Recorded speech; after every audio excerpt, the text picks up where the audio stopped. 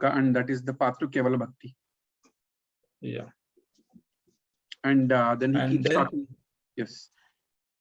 And he keeps talking about demigods, and then 4 categories of people who never come to him, 4 categories of people who come to him. Yeah. There are these 4 categories. Somebody can help me out. Which are these 4 categories who surrender, and 4 categories which those who are not surrendering to the God?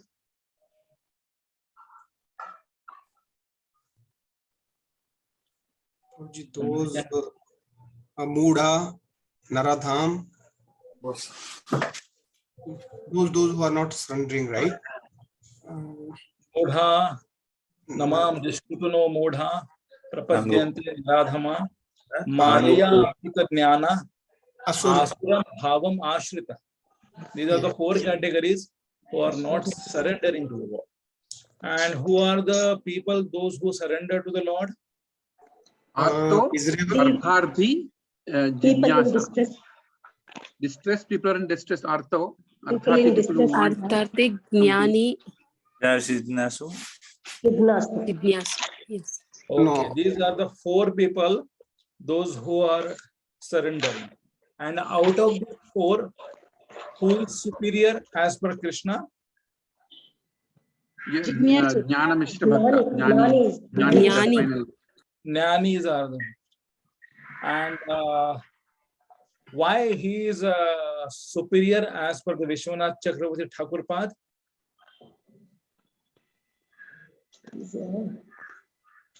He accepts Krishna as Supreme Personality of Godhead, and he wants to learn more, and that's how he comes to the path of pure bhakti. Others are for temporary benefits, they are coming to Krishna. Once it is been done, once they are getting that, gaining that, they will not turn towards Krishna again. So the Jnani is pursuing the path after that also. So then in 8th chapter, what we have seen? Adibhuta. Yes, Padma Mataji, you can elaborate everything. What we have seen in 8th chapter. What were the questions of Arjuna? Who is Lord of sacrifice? That is Adi Yagna, Adibhuta, and we can go step by step. Yeah. Which was the first what question. Is Brahman? What is Brahman? Kim tad Brahma, Kim Adhyatma, Kim Karma, Purushottama. Kim Karma Purushottama. Yes. Kim tad Brahma, Kim Adhyatma, Kim Karma, Purushottama. What? आध्यात्म आधि क्या है? आधि भूतम च किम प्रोक्तम, आधि यज्ञम च आधि देवम च यम विदु. So these are the 5 questions in the first verse. He is asking, what is a Brahman, what is Adhyatma, what is a Karma, what is Adi Bhuta, and what is Adi Deva. In the next verse, what he is asking? Hare Krishna Prabhuji. Yeah. He's asking who is the Lord of sacrifice? How does he live in the body? How can those engaged in devotional service know him at the time of death? Yeah. Adhi Yajnam Kutam Kotra, where he is living. Who is Adhi Yajna? Where he is living. And then what is the exact line he is speaking? Prayana Kalechi Katham Neyosi Niyatatman. So how can I remember you at the time of death? So what the answer Krishna is giving? Who remembers me during the time of death will attain me, my nature. Oh, what was that shloka in Antakalecha Mameva? Antakale cha mameva smaran muktva kalevaram. Okay, and then the next shloka is also the same kind. Yam yam vapi smaram bhavam.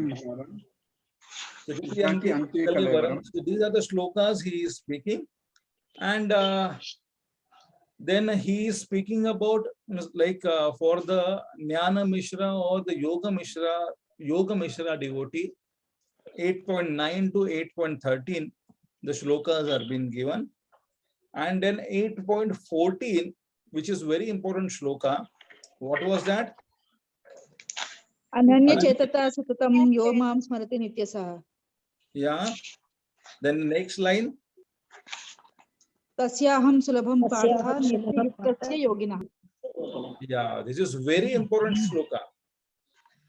The person who is remembering me always ananya cheta, without any deviation, without any impersonal touch, that person who is doing nitya means without any deviation as per the Vishwanath Chakravarti Thakur path, and satatam, regularly, every day, every time he is remembering me, then for him I am easily available. Tasyaham sulabha partha. So what was the next theme in 8th chapter? What we have covered? Kevala bhakti. Demigod worshippers, which we have covered. No rebirth for pure devotees, Prabhuji. Sorry. There is no rebirth for pure devotees. Yeah. Results of practicing pure devotional service. Okay. And the comparison between material and spiritual world. Yeah, comparison between material and spiritual world. That we have seen. Now, in the 9th chapter, which is called the most confidential knowledge, which we will be talking about. So it is a dividation of this. Somebody can start reading of this. What is the dividation? Chapter 9, the most confidential knowledge. Please Chapter start 9. reading it. Yeah, chapter 9, the most confidential knowledge. Lord Krishna is the supreme personality of Godhead and the supreme object of worship. The soul is eternally related to him through transcendental devotional service, bhakti. By reviving one's pure devotion, one returns to Krishna in the spiritual realm. Yeah. Verses 1 to 3, who is qualified to hear about Krishna? Verses 4 to 10, the Achintya Bheda Abheda relation between Chit, Achit and Ishvara. Verses 11 to 15. Just 1 minute. Yeah. Demons, worshippers and pure devotees. Verses 16 to 25, Krishna is the supreme object of worship. Final section, verses 26 to 34, the glories of direct worship of Krishna. Yeah. Verses 1 to 3, now we will be taking who is qualified to hear about Krishna. So the first verse we are trying to recite. Shri Bhagavan Vacha. Shri Bhagavan Vacha. Idam tu te guhyatamam. Idam tu te guhyatamam. Pravakshyami anusuyave. Jnanam Vijnana Sahitam. Yajnatva Mokshase Shubhat.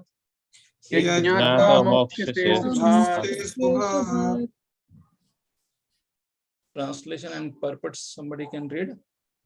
Yeah, translation. The Supreme Personality of Godhead said, "My dear Arjuna, because you are never envious of me, I shall impart to you this most confidential knowledge and realization, knowing which you shall be relieved of miseries of material existence." Commentary. This is Guhyatamam, the most confidential. In the first 3 verses of this chapter, Krishna glorifies his knowledge that he is going to explain. Then he is going to explain his opulences and his energies, which are actually inconceivable, Achintya Shakti. Because of by knowing Krishna's Achintya Shakti, his inconceivable and glorious opulences, then that will inspire unswavering devotion to him. So first Krishna is going to glorify the knowledge, then he's going to describe his Aishwarya, his opulences. Okay. So, in a combination of these three verses, we will be talking in the first one, like we will be reciting the shlokas, and then afterwards there is an elaborate discussion about it that will be there the following of this. Text 2, we can recite Rajavidya Rajaguhyam Rajavidyam Pavitram Idamuttamam Pavitram Pratyaksha Dharmyam Pratyakshagamam Susukham Kartum Avyayam.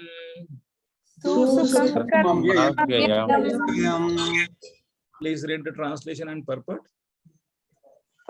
This knowledge is the king of education, the most secret of all secrets.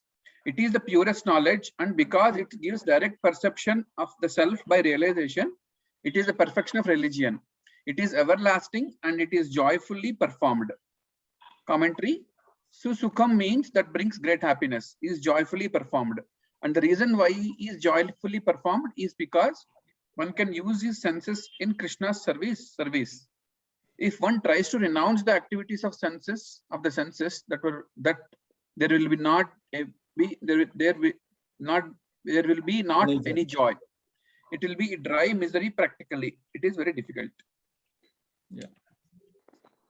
Yes. This process is so glorious, is joyfully performed, and avyayam, everlasting. It means that it will never go to perish. It is indestructible. This is the glory of this jnana, this knowledge, and this dharma, this religion that Krishna is going to describe. It is easily performed. How is that?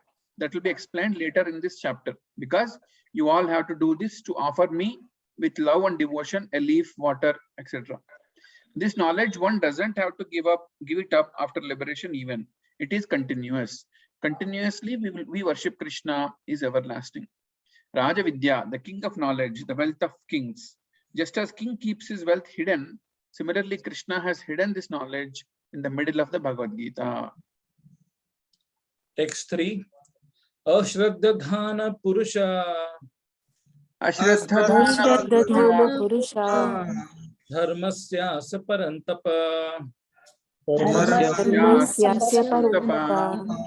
Aprapyamam Nivartante Mrityu Samsara Vartmani.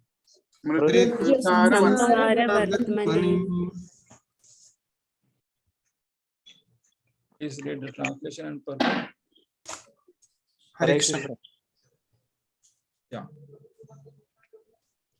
Translation: those who are not faithful in this devotional service cannot attain me, O conqueror of enemies. Therefore, they return to the path of birth and death in this material world.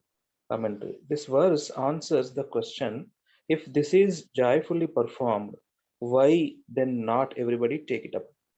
Those who have no faith in devotional service, they cannot attain Krishna. Therefore, they cannot take it up. Those who are envious of Krishna, who want themselves to be God, they cannot take it up. After glorifying this knowledge that is going to be taught, especially in section B and especially in texts 4 and 5, Krishna is going to explain his Achintya Bheda relationship with the material world.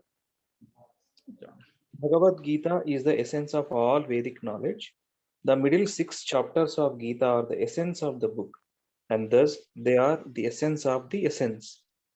Among the middle 6 chapters, the 9th and 10th chapters are especially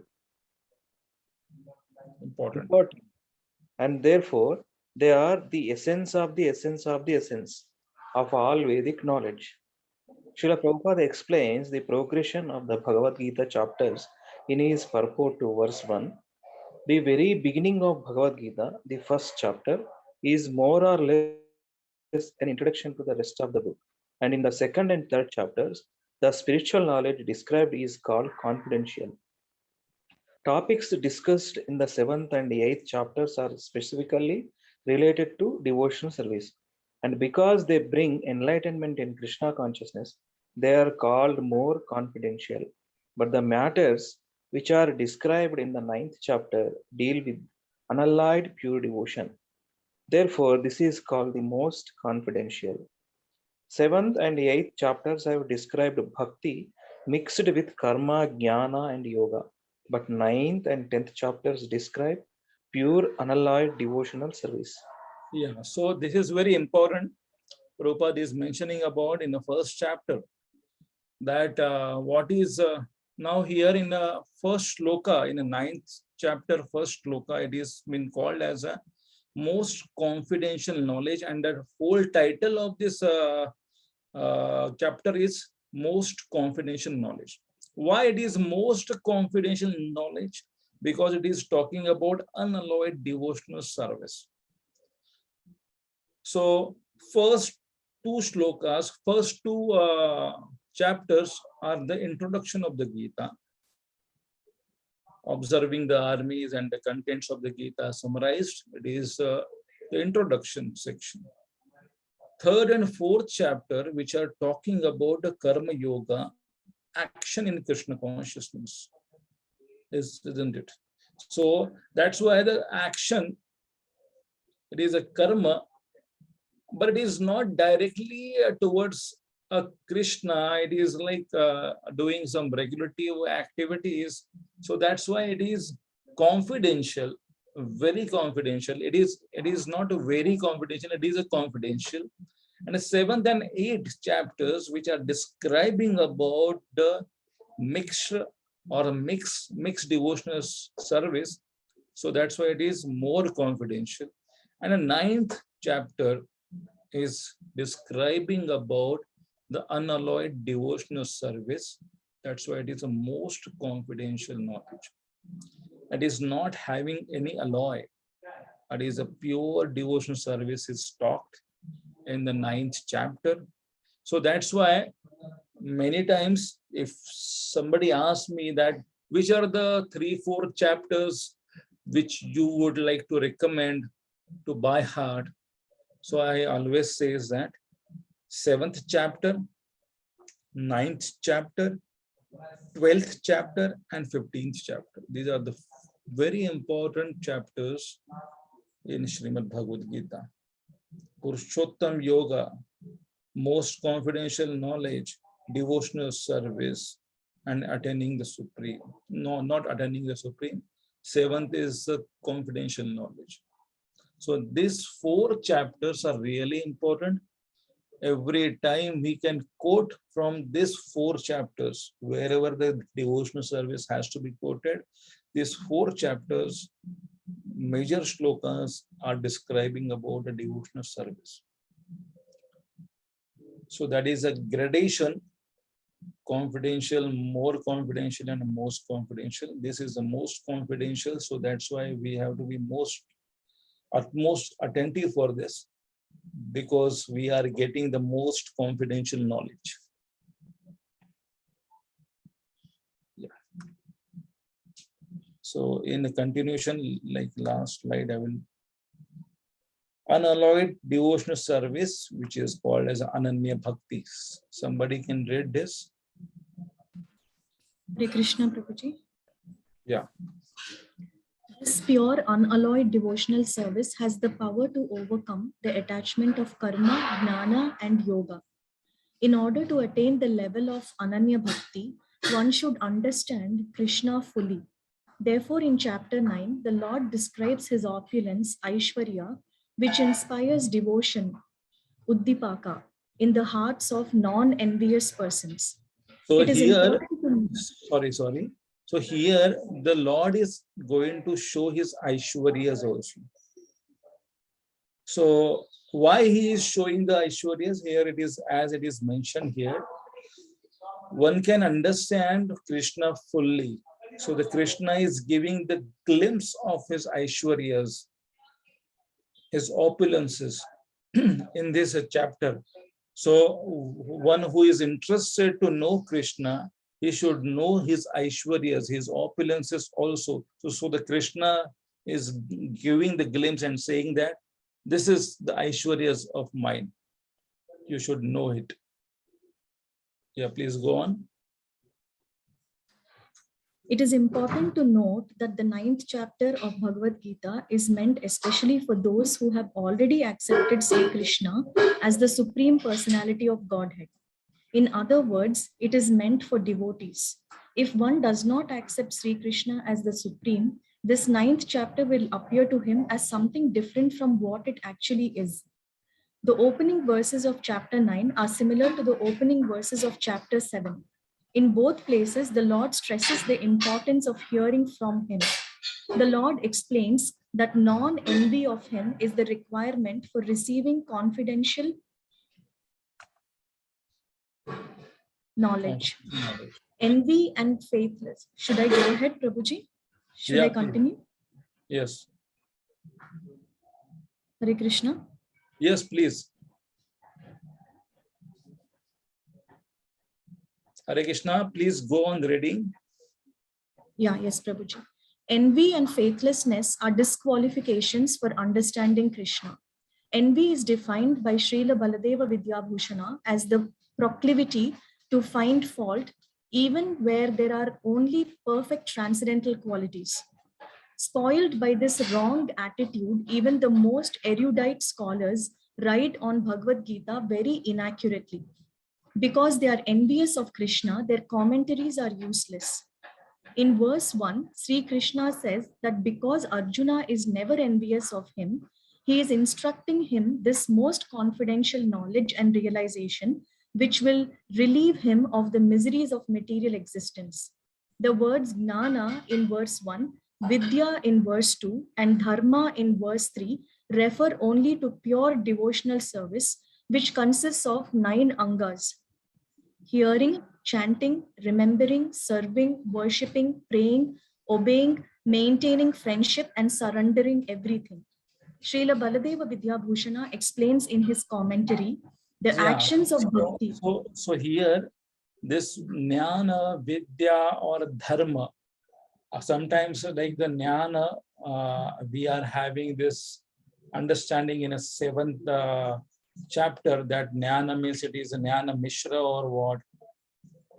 These are the artho, artha, jidnyasu, jnani. So this jnan is not referring to that jnan what we have understood in a 7th chapter.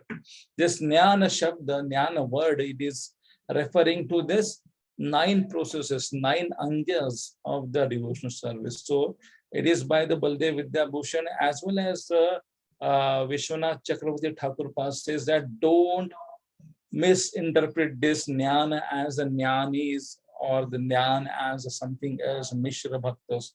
Here we are not at all in the 9th chapter, we are not at all talking about any Mishra Bhakti or mixed devotion service. It is whatever it is unalloyed, which is very much pure. Please go on reading. The actions of bhakti, such as kirtana, arise from Chit Shakti, the energy of the Lord, which manifests spiritual knowledge and can be thus considered knowledge. In addition, Gnana literally means that by which something is known. Since the Lord is known by bhakti, bhakti is called Gnana. Yeah. This special type of Gnana is different. Sorry. So here it is very much how the acharyas are very sweet in their writing. Jnanam is by which something is known. And through this dry speculative knowledge, how can we know Krishna? How can we know Krishna by this dry speculative knowledge? Sadhya, sadhana, ye kya hai? What is this sadhya and sadhana? Sanatana Goswami Pad is asking to Lord Chaitanya, I am not knowing at all. Sadhya sadhana tatva puchite na jani apanar kathakah janite na mani. Sadhya sadhana tatva puchite na jani. If you ask me what is sadhya, what is sadhana, I am not knowing at all. I am very full number 1. Lord Chaitanya, please explain to me what is a sadhya and what is sadhana. So Lord Chaitanya Mahaprabhu says that you are knowing everything and you are practicing that also. So by the bhakti only, we can know Krishna. So that's why jnana is called as a bhakti here in this chapter. Nothing else can be known. Like Krishna cannot be known through any other process, not by the karma, not by the jnana, not by the yoga, so-called Ashtanga yoga.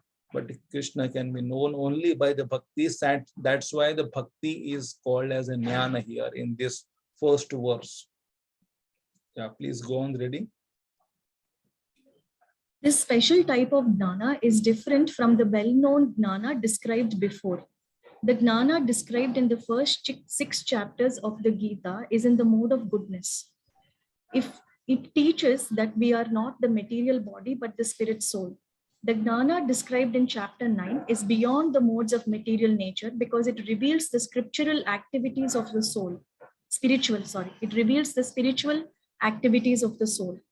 If we are mistaken about our identity, sambandha, we will also be mistaken about our activities, abhideya. Simply to understand that a living entity is not material is insufficient. We must understand our original position as Krishnera Nitya Dasa. Action based on this perfect knowledge, spiritual activity is work in Krishna consciousness.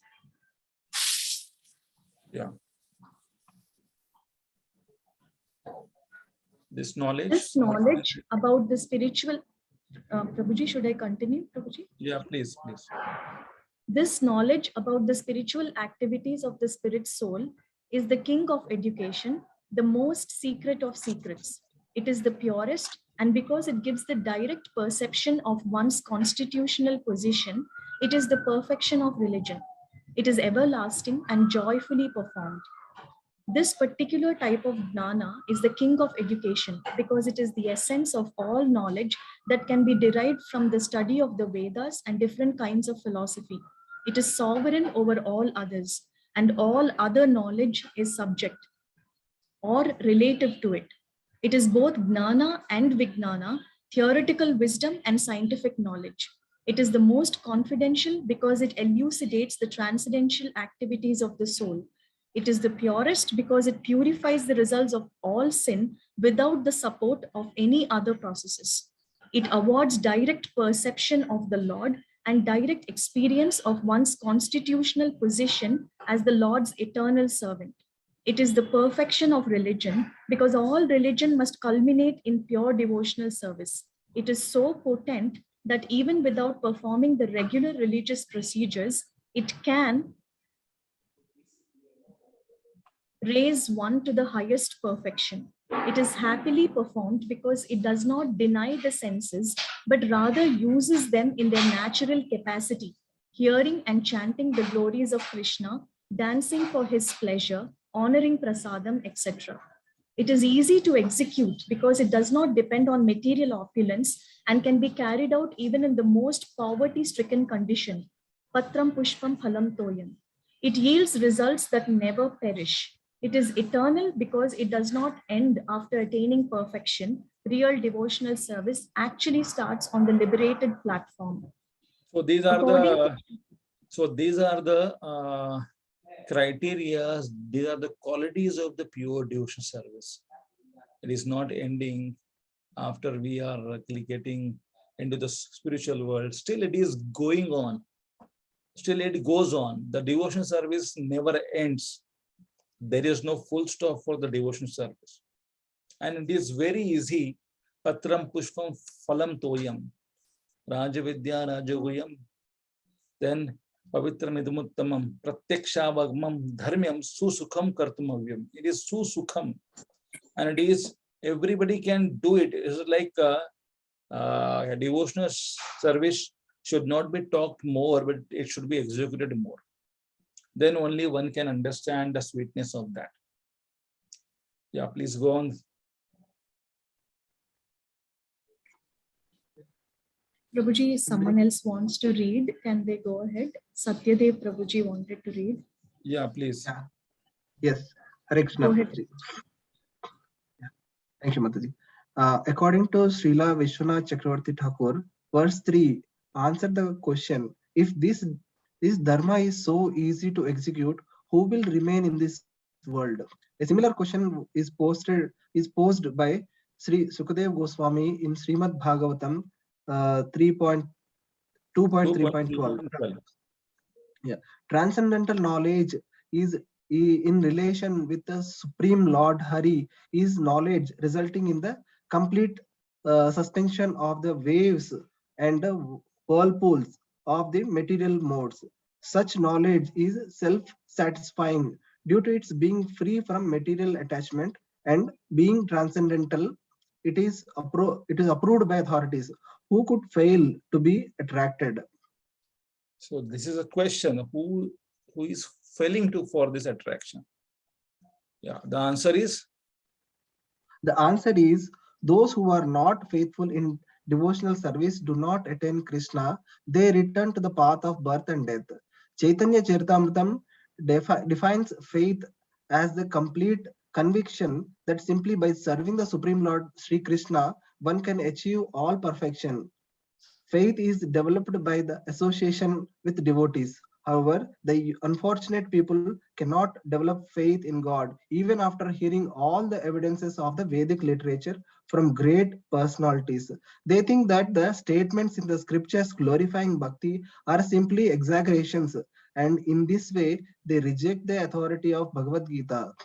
Those who do not have faith in Bhagavad Gita cannot have any connection with Krishna, and because they have no relation to him, they remain in the cycle of birth and death. Thus, faith is most important factor for advancing in the Krishna consciousness. Hare Krishna. So, Shraddha Shabde Vishwas kahe Sudhrud Nishchay. Krishna Bhakti kaile Sarva Karma Krit hoye. So, if you do a devotional life with a Shraddha or with the faith, then Sarva Karma Krit hoye. Everything, every work is been achieved. There is nothing else has to be achieved after one person who is having a small Shraddha and he is doing a devotional service. Then as per his Shraddha and as per the category of devotional service, he is achieving everything. So the more the Shraddha is having, the more the things will be achieved. And there is nothing else to be achieved after that. So that's why it has been mentioned that by the Chaitanya Mahaprabhu that Shraddha Shabde Vishwas kahe Sudhrud Nishchay. Krishna Bhakti gaile Sarva Karma Krit hoye.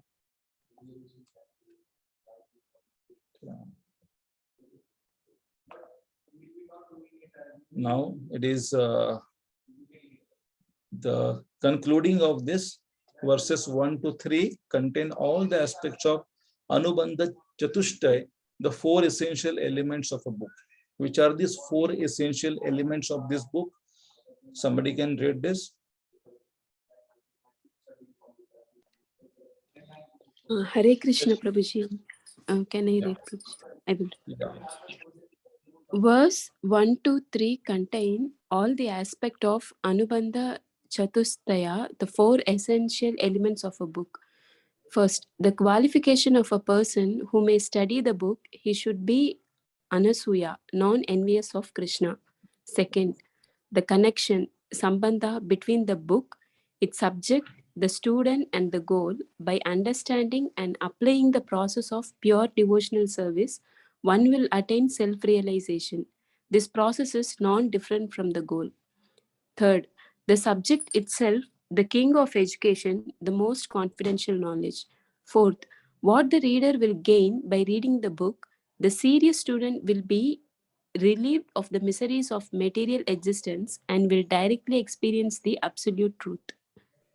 So these 4 things are the Anubandha Chatushtay. It is non-envious person will understand the Krishna. Then there is a self-realization will happen.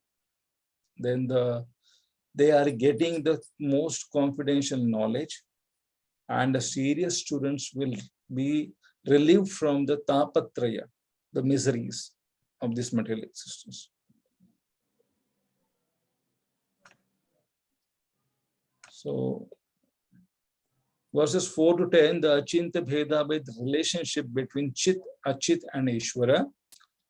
Krishna's Achintya Bheda with relationship to the material world, 9.4 to 10. Now this another section is starting.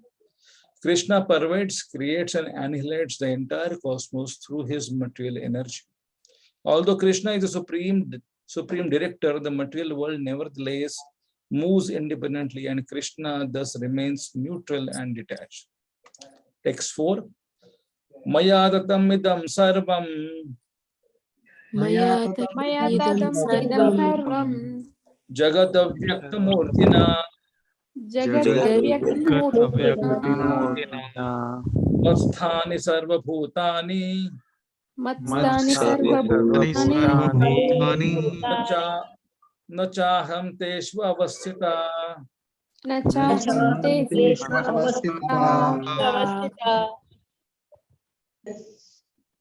So this is Krishna's relationship with the material world, which is very achintya. This section is going to explain us like that. Translation and purport, somebody can read. Okay, Prabhu. By Krishna's unmanifested form, he is pervading everywhere. And because all living beings are situated in the material world, everything is situated in Krishna. Krishna is explaining his relationship to the material world. That the material world is... Sorry, Hare Krishna. You please read the translation also. Oh, sorry, Prabhu. By me, in my unmanifested form, this entire universe is pervaded. All beings are in me, but I am not in them. By Krishna's unmanifested form, he is pervading everywhere. And because all living beings are situated in the material world, everything is situated in Krishna.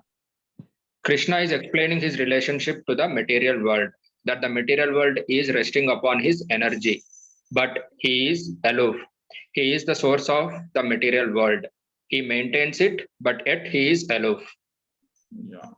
So the Krishna Maya Dadamidam Sarvam Jagata Vyakta Murtina Masthani Sarva Bhutani.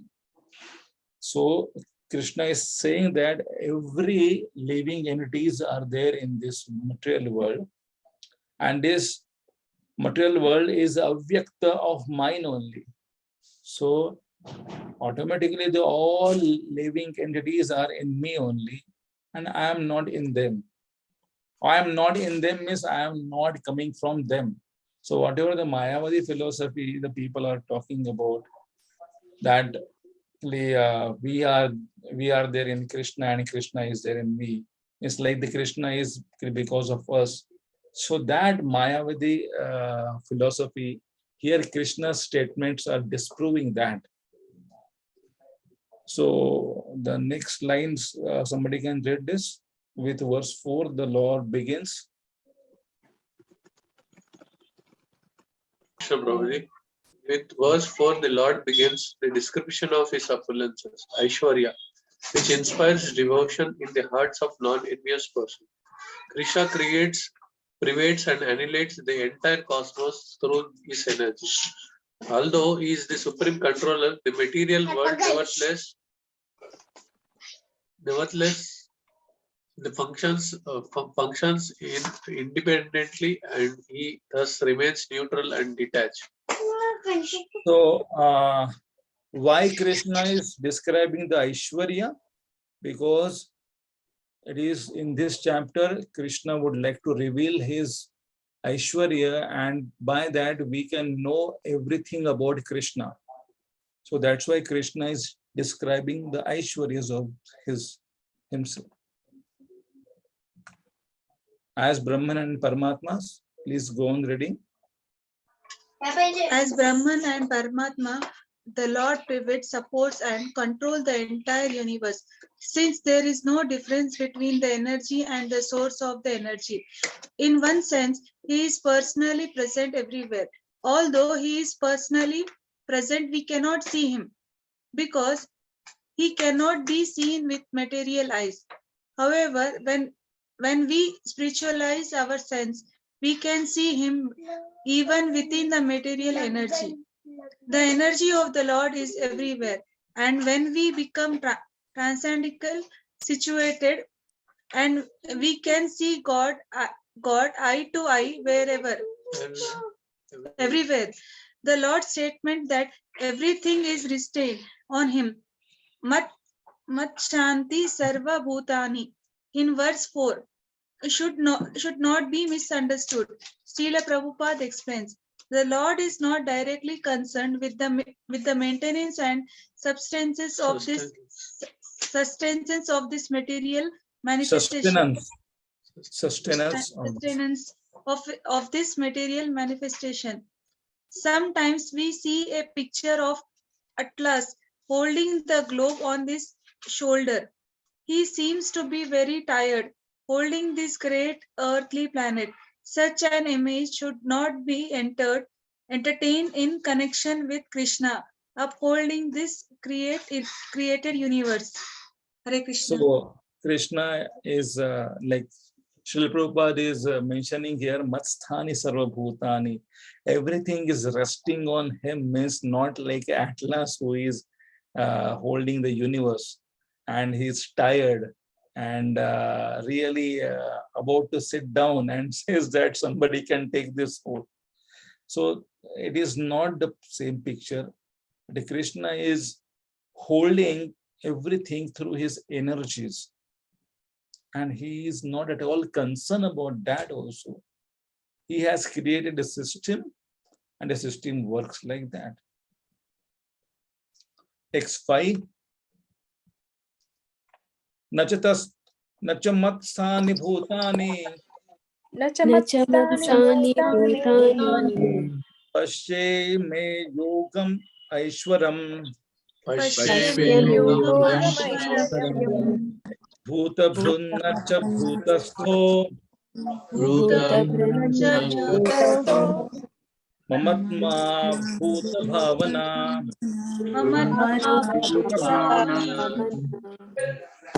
Translation and purport. Can I read, Prabhuji? Yeah, please. And yet everything that is created does not rest in me. Behold my mystic opulence. Although I am the maintainer of all the living entities, although I am everywhere, I am not a part of this cosmic manifestation. For myself is the very source of creation. Not only Krishna says they are resting on me, but I am not in them. But he continues, although I am not in them, yet everything that is created does not rest in me. Before he said that everything in me, and now he says everything the created does not rest in me. Mysteriously enough, although everything in Krishna, they are not in Krishna because he is somewhere else. Everything is in him, but everything is not in him because he is somewhere else. This is contradictory. Therefore, this is called Achintya Shakti. So why it is like that? Krishna is in the previous shloka, everything rests on me. Now he is saying that still whatever it is been created, it is not in me. So it is refuting the first argument or what? Krishna says that don't see that everything rests on me or everything is within me, means it is in my belly. So it is like these are my separated energies. These are my separated energies. So bhumi rapo analo vayu khammano buddhirevacha ahankaritiyam me bhinna prakriti rashtada. It is created, it is rested on me. The person who is having the energy, as we have discussed that in that times when we were taking 7.4, that through this person, the person's stool has been generated, but it is rested on him, but it is not within him right now. So it is because of him and it is controlled by him, but it is not directly now, it is the part of the body. So the body is generating, the body is making this material world happening. The Krishna is making this material world happening. That doesn't mean that it is all the things are there inside his body. So the Krishna is making it clear point that don't think like this. Yeah, please go on, ready. Although everything is resting because Krishna is completely separated, even though Sorry. Arjuna asked the question, how is it possible? It seems like you contradict yourself by these two words.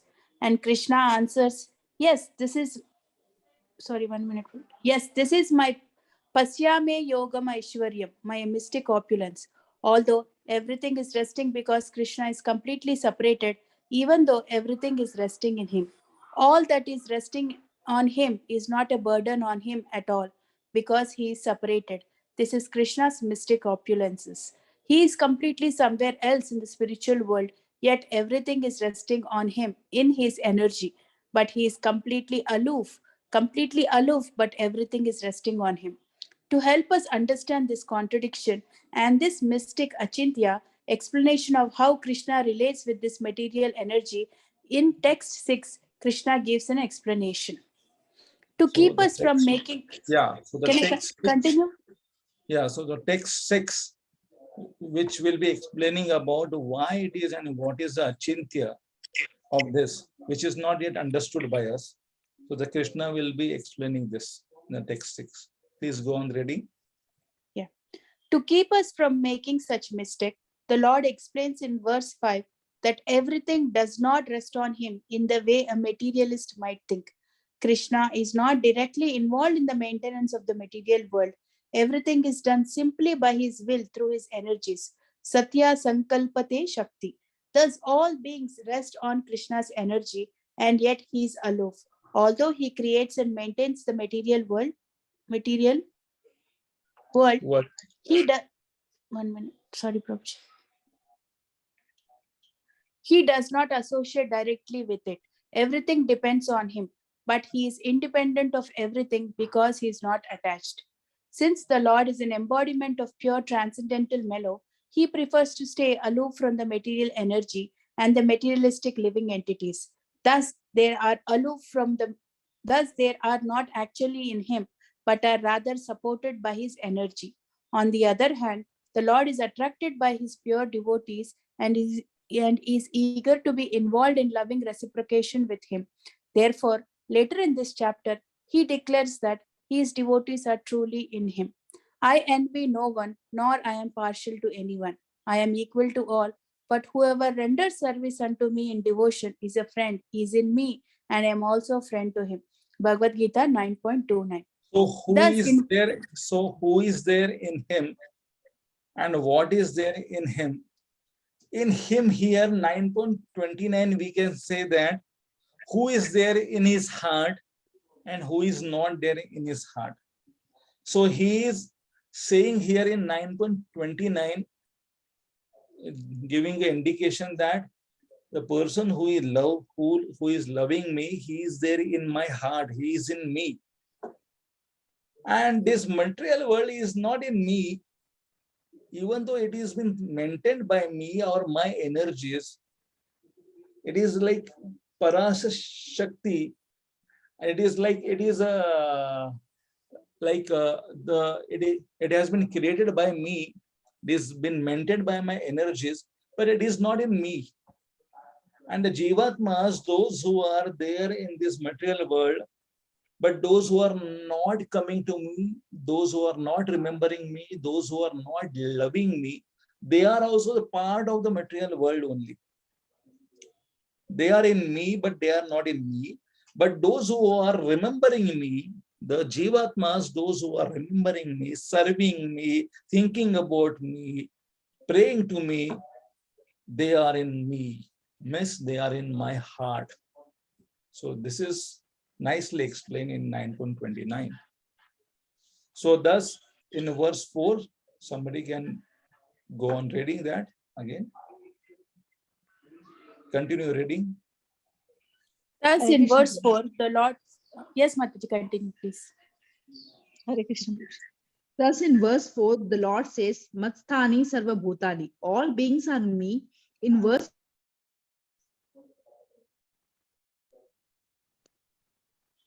seemingly contradicts himself by saying, Nacha Matsthani Bhutani.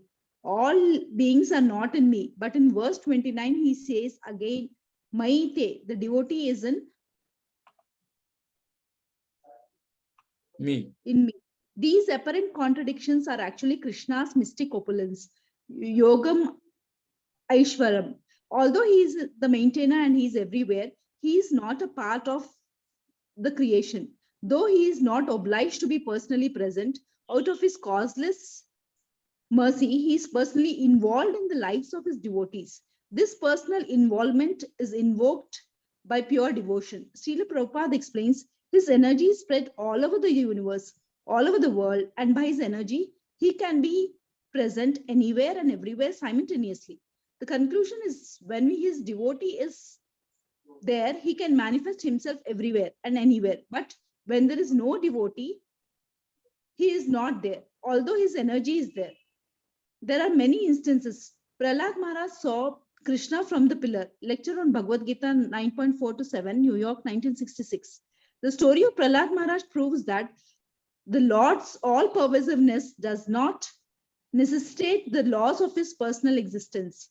The sunshine is the all-pervading expansion of the sun, but the sun still exists. Similarly, although so many units emanate from the Lord, he remains the complete balance. So what the story of the Prahlad Maharaj proves that the Lord's all pervasiveness does not necessitate the loss of his personal existence. What does that mean? If you can just think it over for 2 minutes and give your understanding of this. This line or this paragraph, what Srila Prabhupada is explaining, and the next line of that, the story of the Prahlad Maharaj proves that the Lord's all pervasiveness does not necessitate the loss of his personal existence. What is your understanding about it? You please explain it. First, two devotees, those who would like to raise their hands, they can raise Prabhuji, it. Please take 2 minutes of reading it and then please comment over it.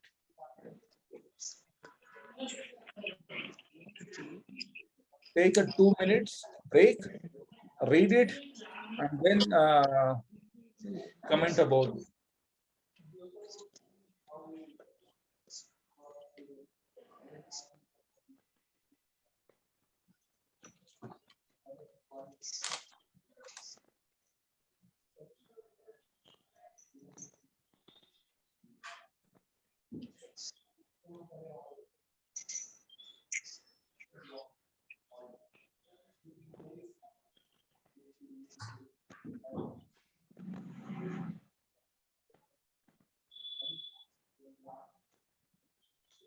Yeah.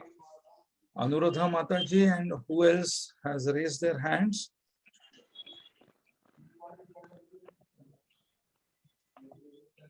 Atul Govind Prabhu or Pandurang Shranku are there? Paresh Shampi, it is sent. नहीं kitchen का छोड़ के क्या सेवा है exactly transferring and serving that is Hare Krishna. Somebody is talking about the management here.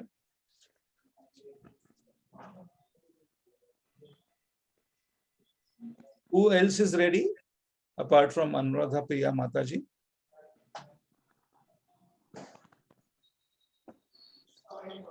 I can read. Please, if you can raise the hand if you are ready for the answer, your understanding.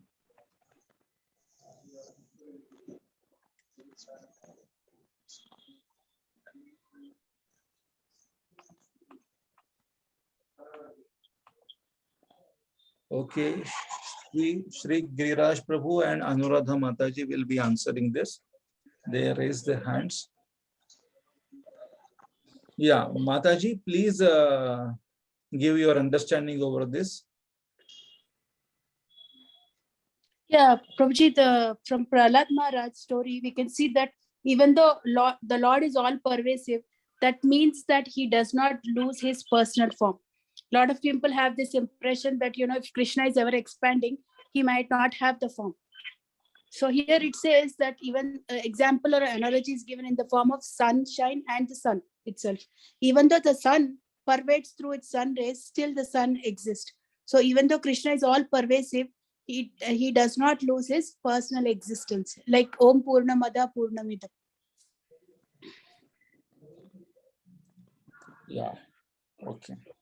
And when the devotee, okay, other Lovish Prabhu, do you have some understanding over it? Your voice is not clear. We are not able to hear your voice, Prabhu. Pranam Prabhuji, can you hear me now? Yes. Hare Krishna. Prabhuji, like a father, when he deals with his family or his son, so he will take it personally. All the dealings are very personal. But he will deal with other people, may not be personally. So he will deal through his energies or his powers or his other things. But when he comes to family, now I will ask a question to you. Whether Lord is a person or his energies are there or he is personally present. Now for me, now I am there on a chair. Not for me, just like I'm sitting on a chair. Whether the Lord is personally present here in the chair or what? What is the understanding? yeah, for the devotees, Lord is always present personally. Okay. So why he is not appearing? Yeah.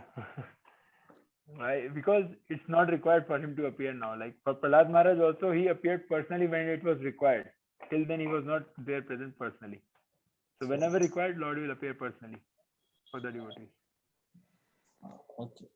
So this second line of this explanation, the conclusion is when his devotee is there, he can manifest himself everywhere and anywhere. But when there is no devotee, he is not there, although his energy is there. Then Karma Kanda will work for them. Yeah, the people, their understanding is that he is there everywhere, he is there everywhere, anywhere he is there. So his energies are there. But when the devotees, they are praying, when the devotees, they are saying that the Lord is there in the pillar also, that time the Prahlad Maharaj was not talking about the energy of the Lord. That time Prahlad Maharaj was talking about the personal form of the Lord. He is there.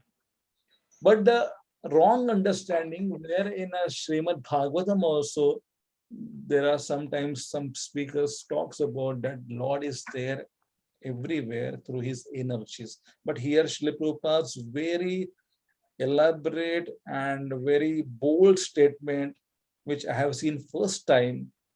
When I saw it first time, and was really amazed me. So the conclusion is when his devotee is there, he can manifest himself everywhere and anywhere. But when the devotee is not there, he is there in the form of his energy. Correct. So very important statement. The understanding is sometimes we are having the wrong understanding. Only the Lord is there in matter in the form of the energy. No, our consciousness matters, how we are seeing it. The Lord is for the devotees. It is personal form is present in the matter also. Prabhuji, just one question was here. Hare Krishna. Hare Bol Prabhu. Hare Krishna. Yes, Prabhuji. Prabhuji, one question was there that अभी जैसे आपने बताया, like you told that why for devotees also Lord is not perceived. So is that conditionable on the consciousness of a devotee? Yeah, as per the faith, the Shraddha, as per the Shraddha of that particular day. Devotee is not a one pattern. It is like the consciousness of the different devotees are different. So it is a whole wide spectrum of consciousness. From the faint to the darkness, it goes. How dark we are becoming in a consciousness, how much faith we are having, as per that it varies. Please just don't quote only a devotees like that, who's like the devotee means anybody who is chanting the Hare Krishna one round. But there also Lord Chaitanya Mahaprabhu says that who else is a devotee? Then again he is asking the first answer was that anybody who is chanting one round of Hare Krishna, he is a devotee. Then Lord again asked that who is the devotee? Then the next further, like the Kuliagram devotees were asking the questions. No, they were answering it. So like that, it is refined. The process of refinement in the devotees also it is happening. Who is a devotee? Who is a devotee? Who is a devotee? And the more and more like the interactive and confidential answers we are getting about who is a devotee. So the Kevala Bhaktas, which we are talking about, Kevala Bhaktas, 7.1, 8.14, till now we have covered about the Kevala Bhaktas. Maya Sakta Mana Partham Yogam Yunjan Madashriya Asamshayam Samagramam Yathana Sastitashruno Ananya Cheta Satatam Yo Mam Smariti Nityashaha Tasyaham Sulabha Partha. It is a Kevala Bhakta. So for that Kevala Bhakta, here it has been mentioned. Hare Krishna. So we will go on reading further. Text 6. Yathakashasito nityam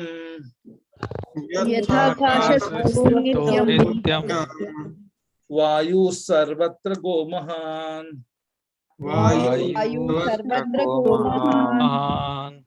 Tatha sarvani bhutani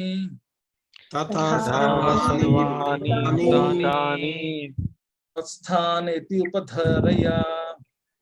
Somebody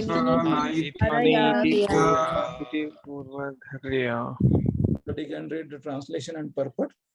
Hare Krishna Prabhuji. Understand that as the mighty wind blowing everywhere rests always in the sky, all created beings rest in me. Commentary. Although the living entities are within Krishna and are dependent on him, they are still acting independently. Here is the inconceivable relationship between the living entity and Krishna. Because they are completely dependent on him, the material energy is working according to their desire, yet they are acting independently. If one is completely dependent on someone, can we act independently? But yet the living entity has independence. This is inconceivable. This is because here is the example: as the sky is detached from the wind. The wind is blowing in the sky, but the sky is detached. Yet the wind is within the sky and is dependent on the sky for its amount of momentum. Yet it is independently moving. Similarly, Krishna is detached from the activities of the living entities as the wind is detached from the sky.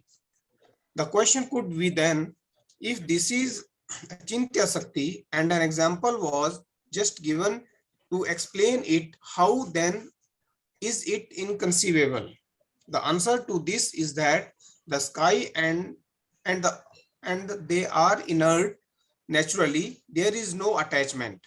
But sky and wind. Okay, it was like the typing mistake. Attachment. But Krishna and the living entities are conscious, and when something is it becomes attached to the thing that sport it, and the sporter becomes attached to the thing that it sports. Just like in a mother-child relationship, because there is consciousness, they naturally become attached to each other.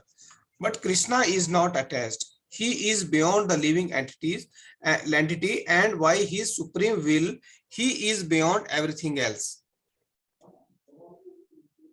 Despite the fact that the relationship between the sport and the sporter is there, despite the fact that Krishna is the seed-giving father of all living entities. He is completely aloof. Everything is reposed in him, resting in him, supported by him, and he is conscious, and the living entities are conscious. Yet he is completely detached from the all things. He is completely independent, and the living entity is acting independently, but yet he is completely dependent on Krishna. Krishna tried to get out of it in chapter 5 by saying, I am not doing anything. It is the material nature that is doing everything. But yet Krishna is the cause of the material nature. He is sarva karma karana karanam. Sarva karana karanam. But yet he is completely detached. He is in the spiritual world, but yet everything is resting on him. Srila Prabhupada explains in his purport, for the ordinary person, it is almost inconceivable how the huge material creation is resting in him. But the Lord is giving an example which may help us to understand. The sky may be the biggest manifestation we can conceive. And in that sky, the wind or air is the biggest manifestation in the cosmic world. The movement of the air influences the movements of everything. But although the wind is great, it is still situated within the sky. The wind is not beyond the sky. Similarly, all the wonderful cosmic manifestations are existing by the supreme will of God, and all of them are subordinate to that supreme will. As we generally say, not a blade of grass moves without the will of the Supreme Personality of Godhead. Thus, everything is moving under his will.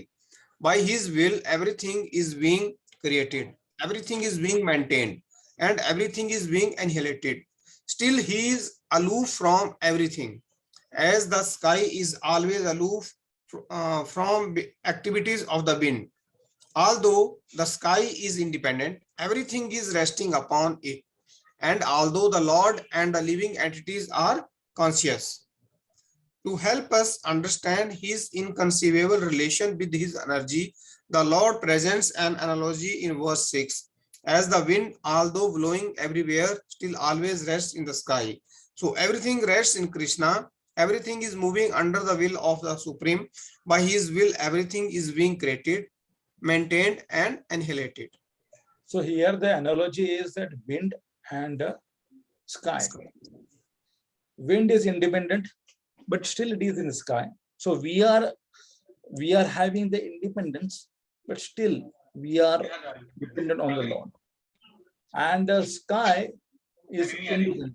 So the Lord is not dependent on the any situation or anything like that. Yeah. Still, he is aloof from everything, as the sky is always aloof from the activities of the wind. By this example, we may get an idea how the living entities can be simultaneously independent and dependent on the Lord. They are independent to serve the Lord. They are independent to serve the Lord directly or indirectly, but in both cases, their scope of action is determined by the Lord. In his commentary to this verse, Srila Vishwanath Chakravarti Thakur raises and answers a question. But the Lord has said that his powers are inconceivable. Paschame yogam aishwaryam. How then can these powers remain inconceivable if they were just made conceivable with the conceivable example explaining them? The sky is non-attached to the wind which is contained with it, because the sky and wind are unconscious matter, and matters does not form attachments. However, only in one case does living spirit remain non-attached while living in this world and controlling it, and that is in the case of the Supreme Controller. In this way, the inconceivability of the Supreme Controllers being non-attached is established. The example of the non-attached sky is nonetheless offered in order to give ordinary people an opportunity to begin to understand this subject. So the question is that how inconceivable it is that the Lord is not attached. So this is the example has been given to make us understand. So the Lord is the exception over this analogy or the example. You don't say that like the sky is not attached, but the Lord can sometimes be attached with the living entities. Sometimes it cannot be. The Lord is attached with those living entities, those who are coming closer to Him and showing some affection towards Him, showing some love towards Him. The Lord is attached with them. Rest other time He is not attached to them. Ishvara maintains and controls Chit and Achit, but He is not attached to them. Therefore, Chit and Achit cannot affect Him. In verse 4 to 6, Krishna discusses His involvement in the maintenance of this material world. In verse 7 to 8, He will explain destruction and creation. Text 7. Sarva bhutani kaunteya prakritim yanti mamikam kalpakshaye punashtani kalpadau vishrujami ham.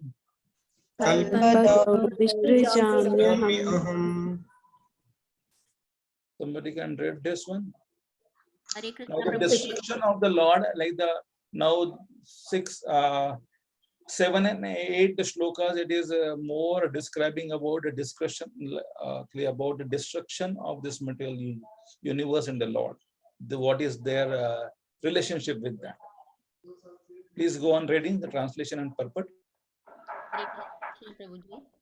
O son of Kunti, at the end of the millennium, all material manifestations enter into my nature.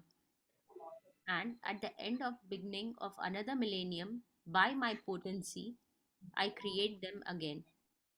Commentary.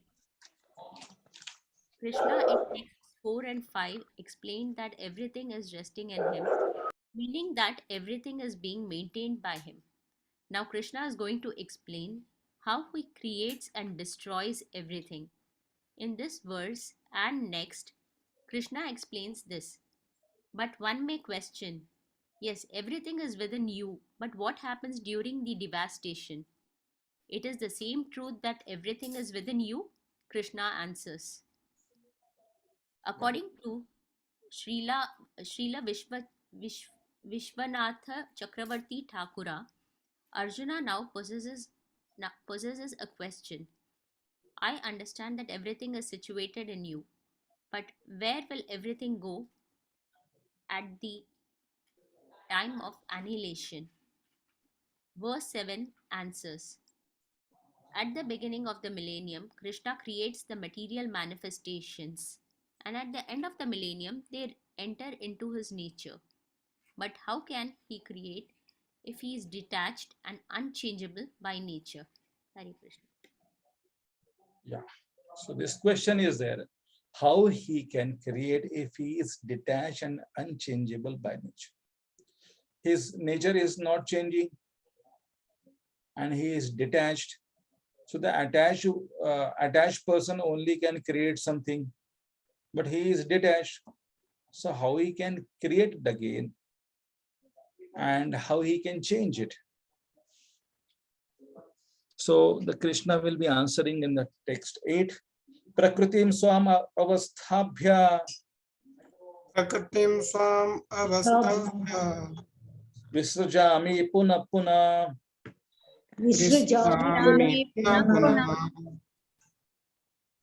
Krishnam Gramam imam Krishnam avasham prakriter vasat.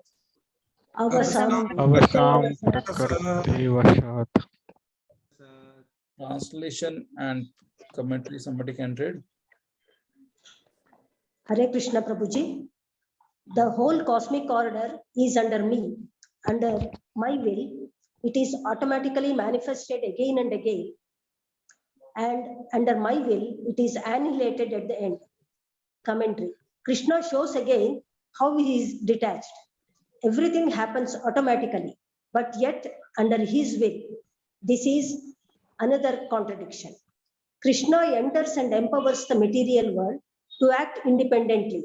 He is aloof, and yet he is all-knowing. And yet things work independently. He is omniscient. He is omnipotent, and yet the things happen automatically. This is Achintya Bheda Abheda Shakti. If Krishna was not inconceivable, if he was finite, then he would not be God. Next question is, Krishna is performing so much work.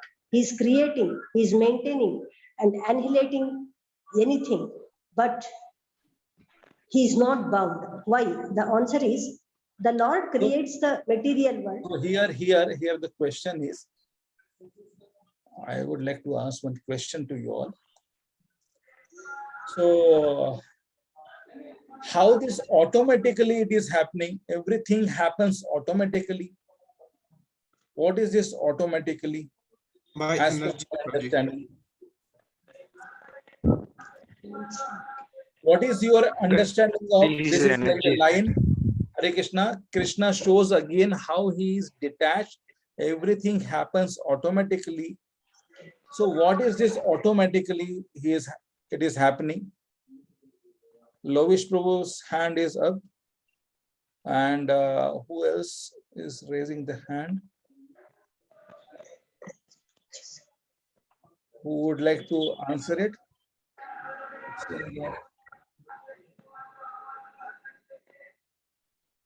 I want somebody, okay. Prasad Prabhu and Praveen Prabhu. And, so Prasad Prabhu and Praveen Prabhu can explain us what is automatic. Hare Krishna. Hare Krishna. Go ahead, Prasad Prabhu. It's automatically happening without his intervention means it is with his energies, Prabhuji. Okay, means like okay, for air, okay, there is a demigod. Okay, for water there is a demigod, something like that. Okay, it's all his energies. It is just happening. He doesn't need to intervene. He doesn't need to see whether it is happening or not. They are doing their duty. That is my understanding. Okay, Praveen Prabhu. Prabhuji, my example is, for example, there is a school principal or correspondent who creates the school and who employs all the teachers. And the kids are studying in the school, but the principal or the correspondent has nothing to do with the kids' grades. It's up to them how they study, and so it's he's independent of it. It's up to what they do, how they pass or fail. He is not into it, but he is the creator of the school, and things he has set it up in such a way that the things go automatically, and he's independent of it. He's aloof, but he knows everything. More specifically, who is doing it? Who is doing it then? More Is external energy Maya, Prabhuji? Is appointed. Maya is creating. I am again having some doubt whether the Maya Purushavatar. Who has given the answer? Vishnu glances and then the entire thing agitates. Who gave the answer? This Purushavatar. It's me, Prabhuji. Suma Prabhuji. Oh, as per my understanding, it is the understanding goes right, because the manifestation and annihilation part, who is doing it? Karuna Daksha. So it is under my will. It is by me also, he can say, but it is not me. So my one of the form is doing it. It is taken care. Not I am. Don't see that I am only the Karunodaksha Vishnu. He is my one of the plenary incarnation of myself. So he is doing it. Annihilation, creation, that everything has been managed by him. So he is the managing director, we can say, of this whole cosmic creation. Yes, Prabhuji. Hare Krishna. So, thank you. Lovish Prabhu, you would like to say something else? Or Panduranga Sharan Prabhu? No, Prabhuji, same Prabhu. Panduranga Sharan Prabhu, your hand is also raised. No, same thing. Okay. Mataji has replied. Mataji has given the answer, same. Yeah. So we can go on reading this one. Yeah. Who was reading that? The Lord creates the material world. The Lord creates the material world not directly, but by his will through his potency, Prakriti. Thus, he can create and remain unchangeable. At the same time, Shakti Parinama Vada. Although he uses his energy for the work of creation, he is independent from her. Sripada Madhvacharya explains in his commentary to verse 8. Sorry. Yeah. To the verse 8. Yeah. Verse Please go 8. on. The Lord's making use of Prakriti for this purpose is only by way of sport. Just as a person strong enough to walk by himself without support sometimes carries a stick while walking. The Lord is aloof and omniscient at the same time. Just a second. Here it is been said, it is like by the Prakriti. Hare Krishna, some voice is coming in between. So here it has been said that it is by the Prakriti. Why it has been said by the Prakriti? Because the Karnodaksha Vishnu is glancing over, and that glance has been carried away by the Shambhu. That glance itself is a Shambhu, and it is impregnating the Prakriti. But Prakriti herself cannot do anything. She cannot annihilate, she cannot create, but generally it has been meant that the Prakriti is creating everything. Why? Because the glance of the Mahavishnu, it is activating everything. Okay. The Lord is aloof. Yeah, please go on reading. Here too much noise is there, Prabhuji, so let somebody. Yeah, please. Pandurang Sharantu, whether you would like to read this? Pandurang Sharantu?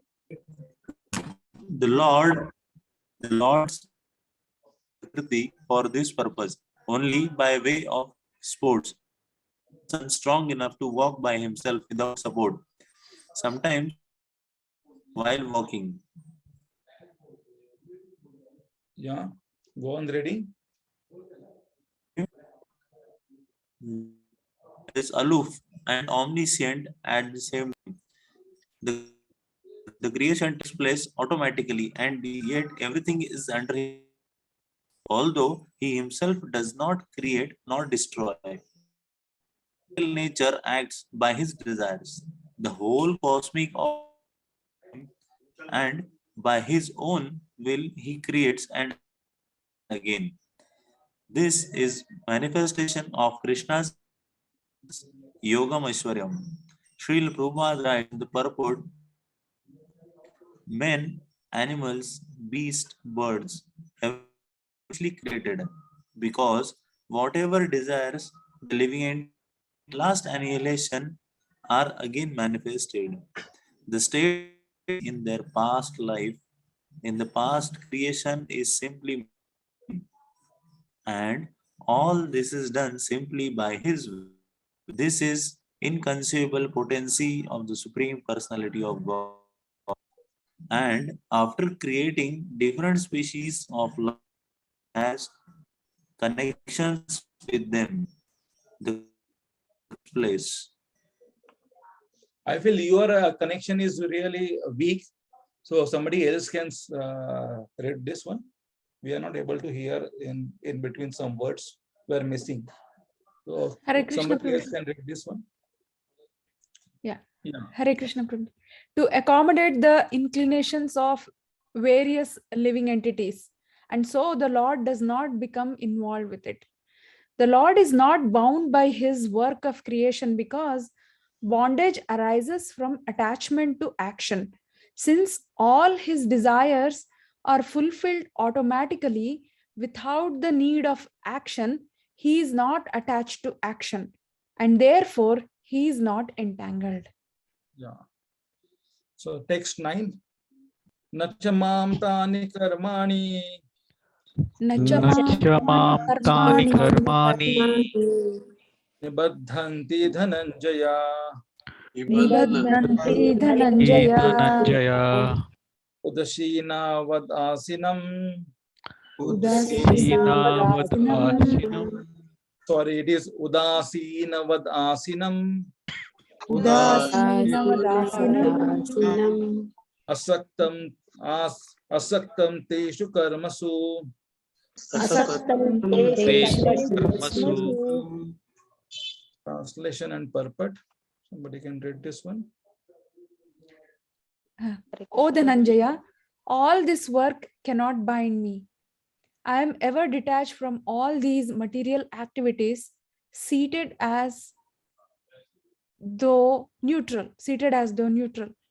Since the living beings receive the results of their previous pious and impious activities, the Lord cannot be considered unjust. He is situated neutrally, like an indifferent person who is not affected by the happiness and distress of the quarreling parties. This is confirmed in Vedanta Sutra 2.1.35. The Lord has no partiality or cruelty because the pleasure and pain suffered by the living entity is caused by their karma.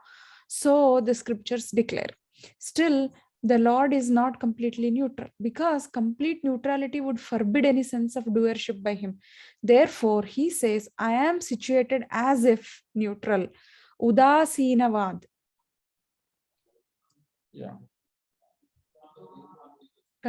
Should I continue, Prabhuji? Yeah, please. One should not misinterpret the Lord's neutrality as inactivity. Srila Prabhupada explains in the purport to verse 9. One should not think in this connection that the Supreme Personality of Godhead has no engagement. In his spiritual world, he is always engaged.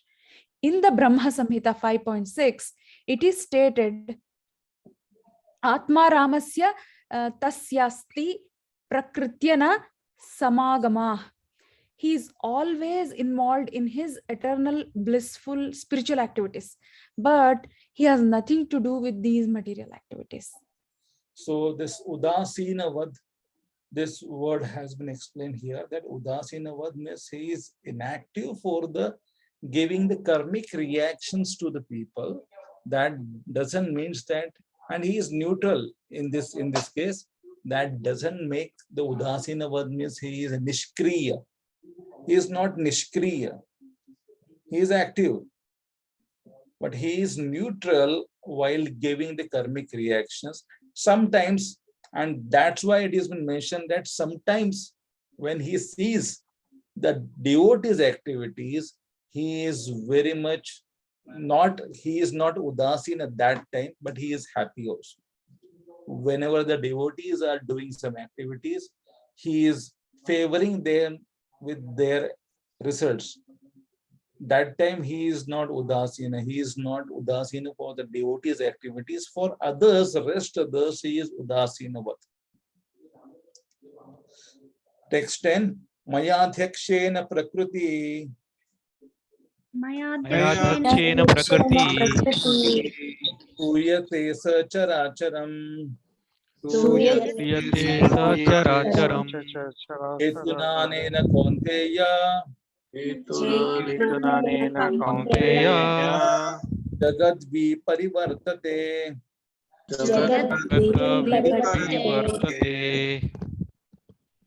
Translation, somebody can read. Hare Krishna. Prabhuji. Please.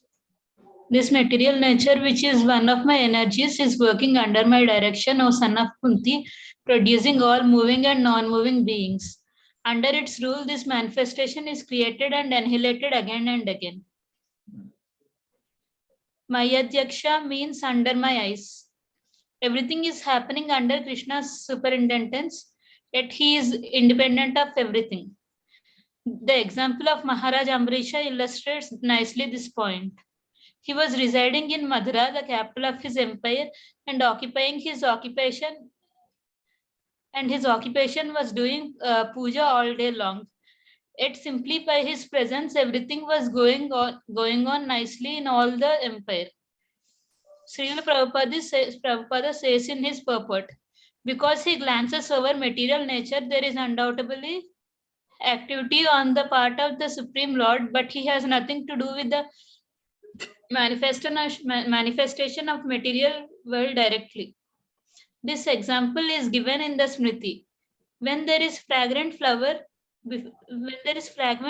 before someone, the fragrance is touched by the smelling power of the person smelling the flower. Sorry. The fragrance is touched by the smelling power of the world and the Supreme Personality of Godhead. Actually, he has nothing to do with the material world, but he creates by his glance and ordains. In summary, material nature without the superintendence of Supreme Personality of Godhead cannot do anything. Yet the Supreme Personality is detached from all material activities. Krishna is doing everything by his Achintya Shakti. In text 11 and 15, section C, Krishna is doing this and is so wonderfully powerful. He is doing it with just a fragment of his energy. Harish. So it has been said that even though Krishna is saying that I am not at all involved, it is automatically happening, but still the person is required to, the things are not that much automatically happening. There's automatic gear car. The person who has manifested or who has created this car, the person is required to run this car. Even though it is automatic, but we need to have some drive gear on for this. So this is the way, even though it's like the Krishna's presence, it is enough. Just like Ambrish Maharaj's presence. He was doing a puja, but every other thing was happening nicely, automatically, by his presence. That's why Krishna one place says that Suryo tapati mad bhayat. So this Chandra and Surya are acting because of my fear, because of my presence. So due to the presence of the personality, the things are moving automatically.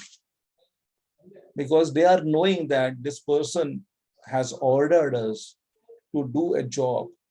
And if we fail to do a job, what will be the punishment for us? So that is known.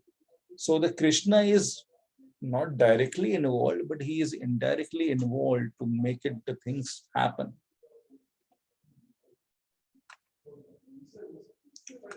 Yes, please go on reading.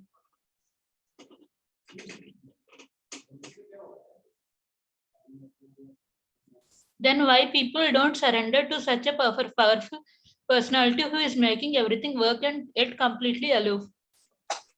The answer is in the next text.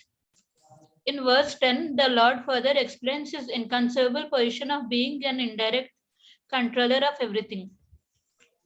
The material nature is one of Krishna's energies working under his direction. All moving and non-moving beings are produced under its rule. In his commentaries, Srila Vishwanath Chakravarti Thakura gives the example of a king who, all the life, controls the whole kingdom through his ministers. Just as the ministers are incapable of doing anything without the presence of the king sitting on his throne, unconscious matter cannot do anything without the directorship of the Lord. Verse 10 is further clarified in Bhagavad Gita 14.3, where the Lord says, the total material substance called Brahman is the source of birth, and it is that Brahman that I impregnate, making possible the birth of all living beings, O son of Bharata. The material nature is sometimes called Brahman because Brahman is the cause of the material nature, and in one sense there is no difference between the cause and its effect. But Bhagavan Krishna is the ultimate source of Brahman. The Lord impregnates Brahman in the form of material nature with the seed of Brahman known as the Jiva. This supreme Brahman, Sri Krishna, is identical with both the Jiva and Prakriti, in that they are all Brahman. In this sense, the Vaishnavas are pure monoists. In his purport, Srila Prabhupada summarizes the relationship between the Lord and his energy. Because he glances over the material nature, there is undoubtedly activity on the part of the Supreme Lord, but he has nothing to do with the manifestation of the material world directly. This example is given in the Smriti. When there is a fragrant flower before someone. Yeah. So I would like to ask a question again now. This line you can read. In this sense, the Vaishnavas are the pure monists. What does that mean? What is a monist theory? Somebody would like to answer this? Please raise your hands. What is your understanding over it?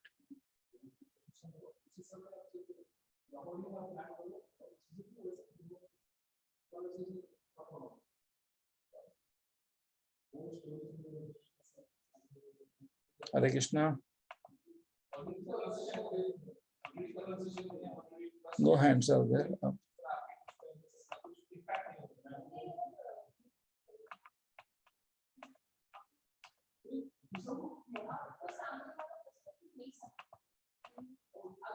Okay, Nitala Mataji, Satyadev Prabhu, their hands are raised. So, Nitala Mataji. Krishna Prabhuji, Dandavat Pranam. Hare Krishna, Dandavat Pranam. So your question is, who is a monist, is it? Yeah. Why the Yes. Vaishnavas are here called as a monist? That is the question. Please tell us what is a monist, then why the Vaishnavas are called as here as a monist. What is a monist? Somebody who thinks that there is only one ultimate substance. Okay. Monist is somebody who believes in one, unlike Achintya Bheda Bheda, where we are identifying as two. I am infinitesimal and he is infinite. I am subordinate and he is superior. But in monist, I think they do not give any value to this soul, and ultimately it has to merge into the super soul. I guess that could be their philosophy. Only one substance. Yeah. Satyadev Prabhu, you are having some idea over it? Same thing, Prabhu. Actually, I want like the monist means they believe in one supreme personality of Godhead.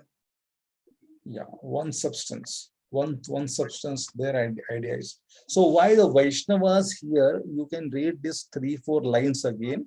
Why the Vaishnavas are the pure monist here? Because again we can read this paragraph. The material nature is sometimes called as a Brahman. Please read this paragraph. Can I read, Prabhu? Yeah. Material nature is sometimes called Brahman because Brahman is the cause of the material nature, and in one sense there is no difference between the cause and its effect. But Bhagavan Krishna is the ultimate source of Brahman. The Lord impregnates Brahman in the form of the material nature with seed of Brahman known as the Jiva. Thus the Supreme Brahman, Sri Krishna, is identical with both the Jiva and Prakriti in that they are all Brahman. In this sense, the Vaishnavas are pure monists. So what is your understanding over it now? If there is only one substance, that is a monist philosophy, then what is that? Here the pure Vaishnava philosophy, why there it is called as a pure monist? Panduranga Sharan Prabhu, your hand is raised. Panduranga Sharan Prabhu. Hare Krishna, Prabhuji. Yes, Prabhuji. Is it my voice clear to you? Yes, Prabhu. Prabhuji, here the Supreme Brahman, Sri Krishna, and the Jiva is also the part of him in form of material nature. So in that sense, the source of is Jiva is also part and parcel of him As from by his omnipotence energy, he is creating everything in this material. So in that sense, the Vaishnava understand the original source of everything is Sri Krishna. In that sense, it is stating here that no, somewhat refined Prabhuji, understanding. can I tell Prabhuji? Yeah, who is there? Anuradha Priya. Okay, Mataji, please go on. Yeah, Krishna is both the reason for cause and effect. Example Prabhupada gives is the clay and the clay pot. But Vaishnavas are more interested in the potter who is behind the wheel who makes this. So Krishna, so that is why they are pure monist. So Krishna is behind the cause and the effect. Shri Krishna is identical with both the Jivas and Prakriti. And the Jivas are also called as a Brahman. Prakriti is also being called as a Brahman. And Supreme Brahman, many times Krishna is also being called as a Brahman. So the Brahman is impregnating through the help of the Brahman. So everywhere the Brahman is there. So that's why the Vaishnavas are the pure monist. Jivas are the Brahman. Material world is also called as a Brahman. Supreme Personality of God is also called as a Brahman. So the Brahman is impregnating the material world Brahman. The Supreme Lord Brahman is impregnating material world as a Brahman through the help of the Jiva Brahman. So the Brahman is impregnating a Brahman, means what? Everything is Brahman. Prabhuji, even in terms of energy, if we are thinking that it is Supreme Lord's energy, whether it is inferior energy or superior energy, like Jiva is part of the superior energy, material energy is a part of the inferior energy, but ultimately it is Lord's energy. So that way also it is only one. Lord is one, and his energies can't be different from him. Is that also an answer? But there is a difference here that, like the Lord has already made a contradiction that they are into me, but I am not there into them. So there is some little contradiction, miss, that they like are the aura part is of different. Aura is different from the person, so he is alienating himself from the energies. The energies and the energetic. There is a difference also. There is a similarity also. But in this, like, say, there is a word jugglery, like the Brahman is impregnating a Brahman through the wealth of the Brahman. So that's why this statement has come that's why the Vaishnavas are pure monist. So their words are like that, the Brahman.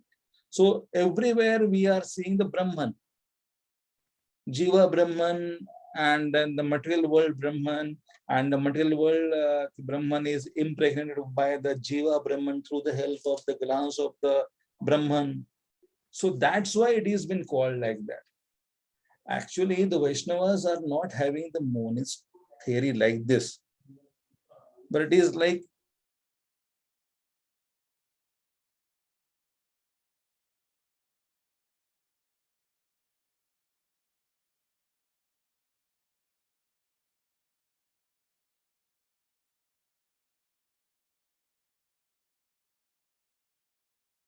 with that. This is Achintya. Lord has explained that. This is like everything is Achintya. My energies and myself, you don't make it like the jumbling over it. These are all are same. So this 6 and 7 shlokas are making it clear that what the Lord is saying, that they are into me, but I am not into them. By that, the Lord has made a separate endeavor that it is like we are the different. But here it is, everything is Brahman. The Brahman impregnates a Brahman through the help of Brahman. So that's why the Vaishnavas are pure monist. Here we would like to insist it, but it is not all. It is not the way the monist theory that it is only one thing. Our existence is not there. Only the Lord, and within his body we are residing. That the monist theory we are not propagating or we are not supporting. But the thing is that the words are like this, so that's why some what we can say, it is a light comment over it. The Vaishnavas are pure monist here. So understand this language, what the language it has been used. So some monists are reading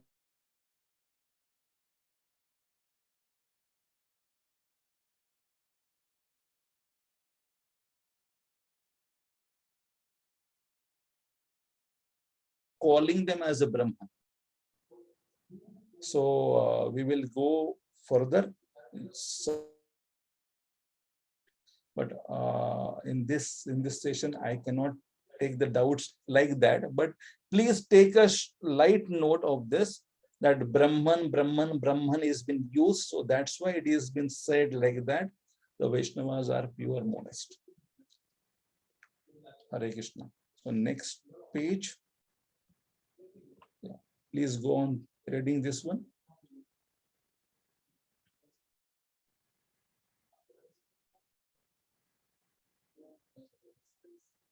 Hare Krishna. Hare Krishna, Prabhuji. Yeah. The fragrance is touched by the smelling power of the person, yet the smelling and the flower are detached from one another. There is a similar connection between the material world and the Supreme Personality of Godhead. Actually, he has nothing to do with this material world, but he creates by his glance and audience. In summary, material nature without the superintendence of the Supreme Personality of Godhead cannot do anything. Yet the Supreme Personality is detached from all material activities. Someone may ask, if Krishna is the Supreme Person, why don't all people worship him? The Lord answered in verse 11. Hare Krishna. So verses 11 to 15, demons, worshippers, and pure devotees. Who are they? Sorry, I feel. Yeah. Somebody go on reading this one. Without knowing the transcendental nature of Krishna as a Supreme Lord, the foolish deride him when he appears in his human form. Such persons are bewildered in two ways. They do not know the confidential activities of the Supreme Lord, and they do not understand how his energies work. Bewildered by Krishna's human-like form, they do not understand that his body is transcendental, full of knowledge, bliss, and eternity. Krishna's body is called Manushim, not because it has the limitations of the human body, but because he has an eternal form with human appearance, and because he performs human-like activities. Mudhas cannot conceive that Krishna, appearing like an ordinary human being, can be the controller of the microscopic atoms and of the gigantic universal form at the same time. They cannot comprehend that he is controlling both the infinite and the minute and is simultaneously aloof from them. Yeah.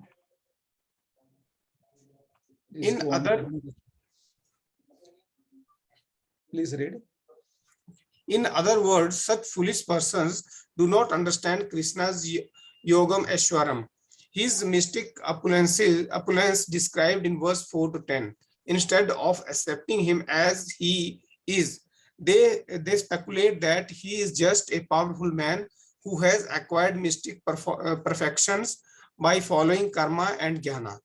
Other think that the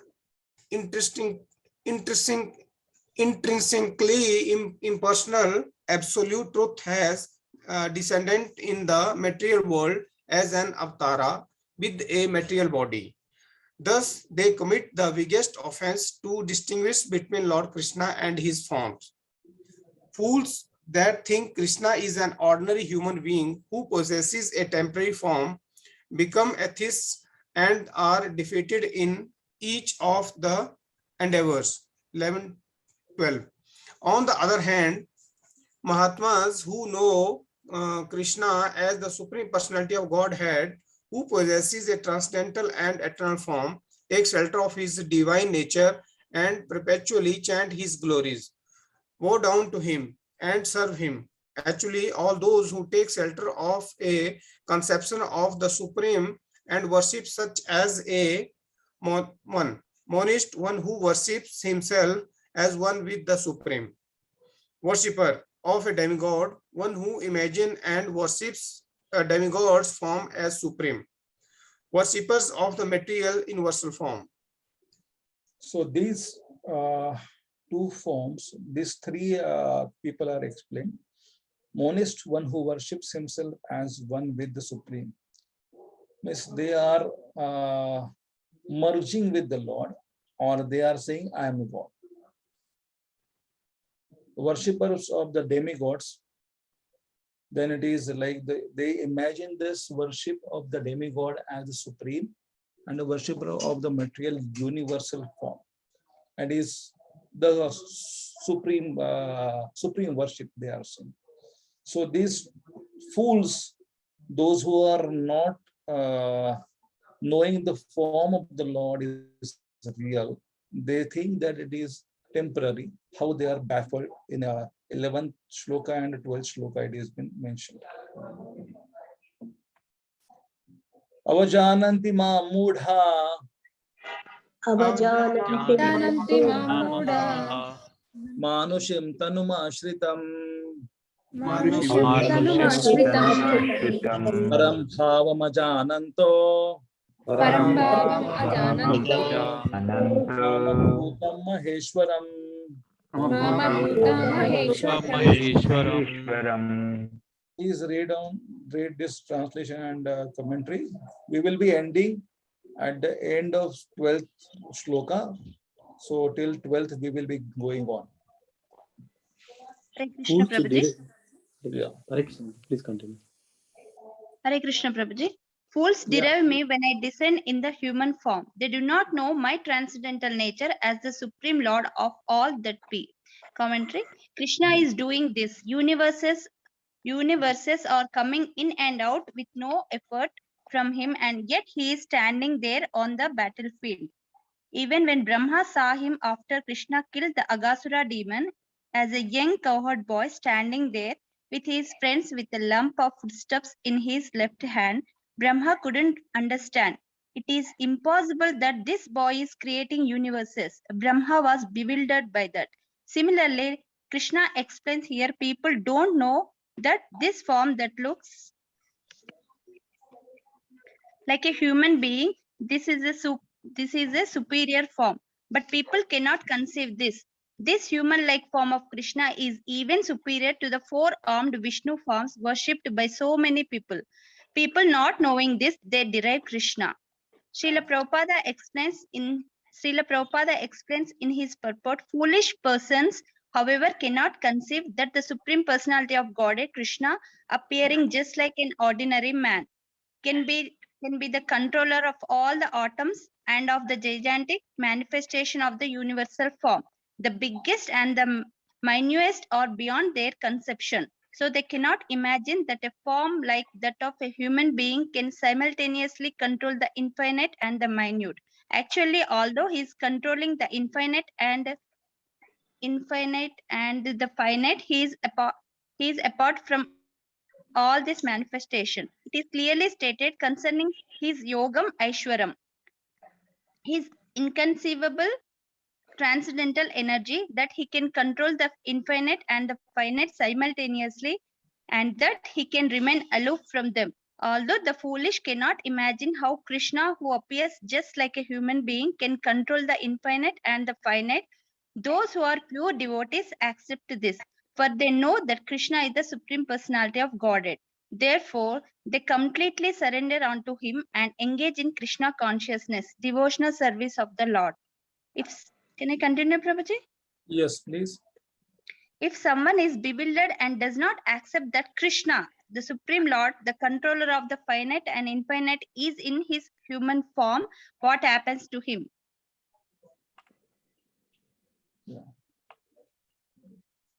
The Lord's opinion The Lord's opinion about these seemingly erudite argument is expressed in verse 11. Fools derive my descent, thinking that I have assumed this human form. Srila Prabhupada explains this in Renunciation Through Wisdom. The demons invariably confuse matters. They worship humans as gods and call God as a human being.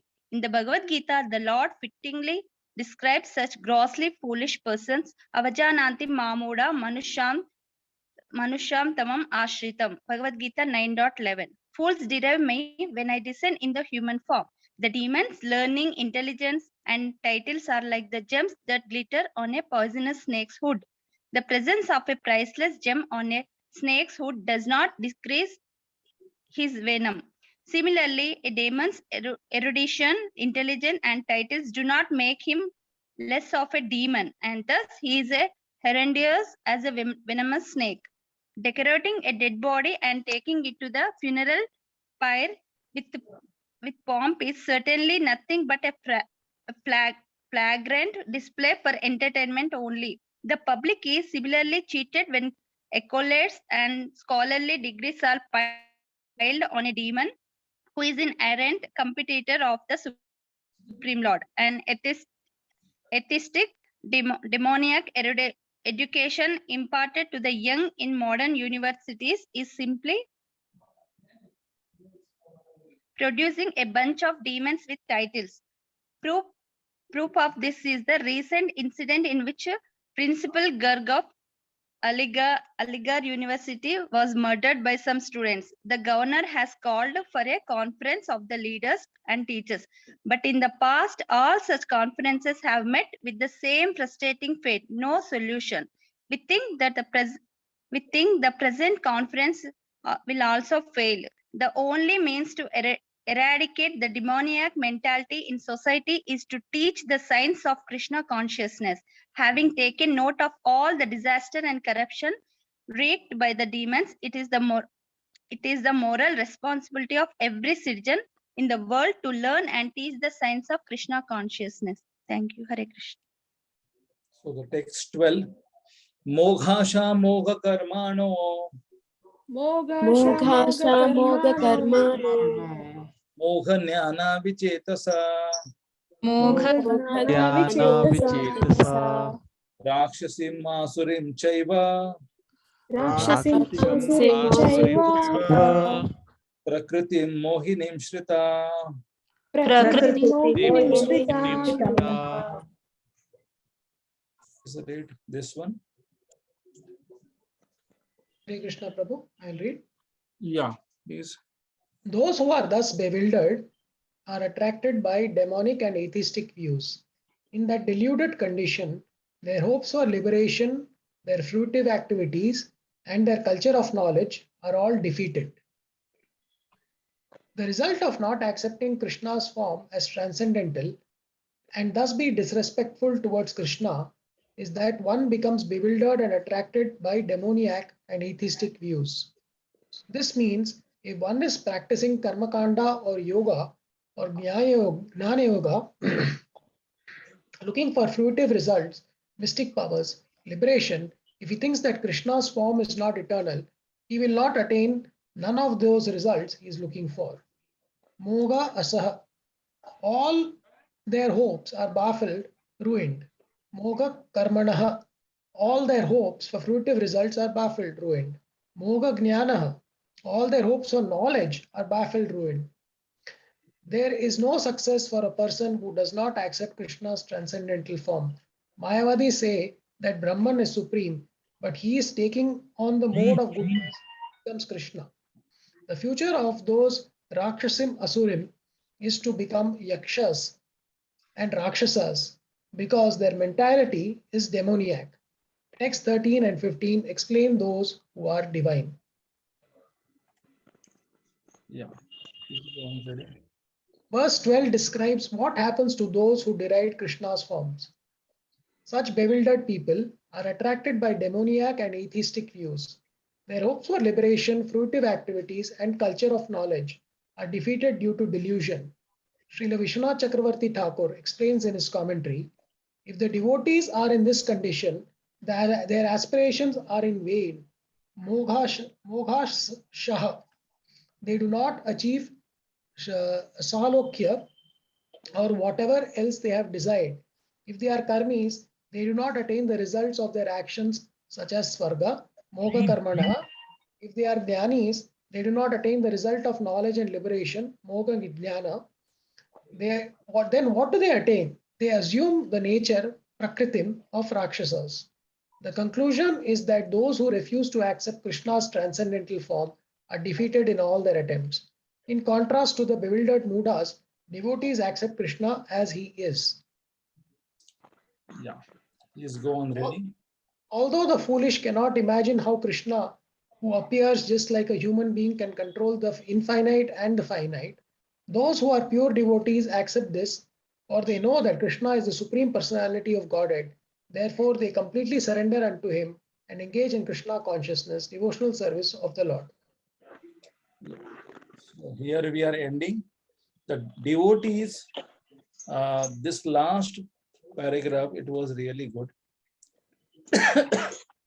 If the devotees are in this condition, their aspirations are in vain, mohasha. Vishwanath Chakravarti Thakur Pas says that their aspirations are in vain. Means what?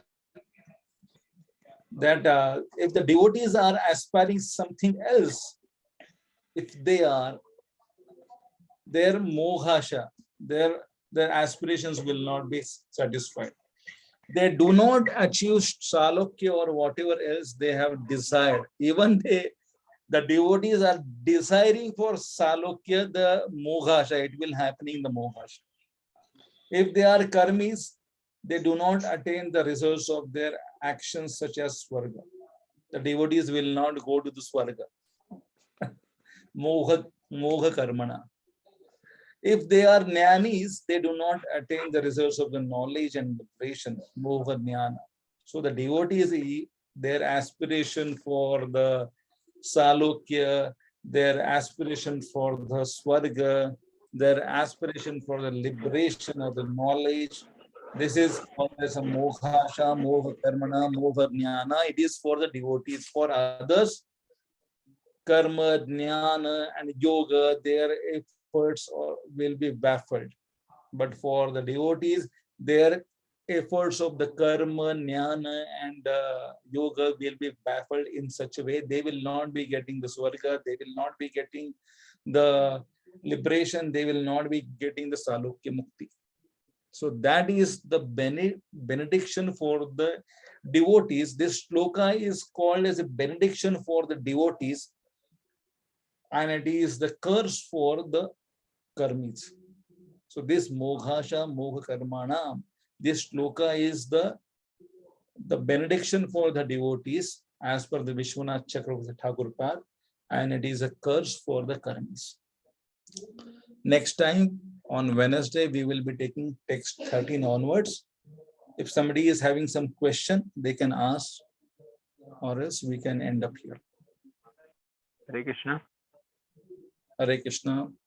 Prabhuji, Dhanvat Pranam. Prabhuji, in one point now, you told one point in between that devotional service should not be talked more, but should be executed more. Yeah. Can you just explain this point a little bit, Prabhuji? I could not understand it. It is the devotional service is the where we can, this point came in the world, it is like, it is the testing of the pudding, or the test of the pudding is in eating. How much you can talk about the glories of the devotional service, but if you are not practicing, yes, still you will be benefited, but you will not be understanding.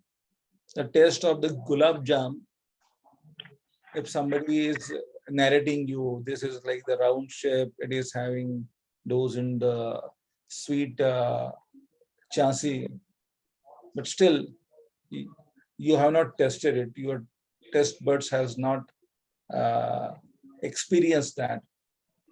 Then what? So the devotional service is a practicing, is a good for the practicing. They will understand more and more the glories of it. rather than just speaking it. Speaking will establish a connection with the devotional service, but the practicing will have some experiences over it. So probably this point is like for preaching application or just for personal use? Personal use. Personal use. Personal use only. Yeah. Yeah. Thank you. Thank you. Srila Prabhupada ki jai, Nitai Gaur Premanande, Hari Hari Bol, Srimad Bhagavad Gita ki jai. Hare Krishna Prabhuji. Hare Krishna Prabhuji. Hare Krishna Prabhuji.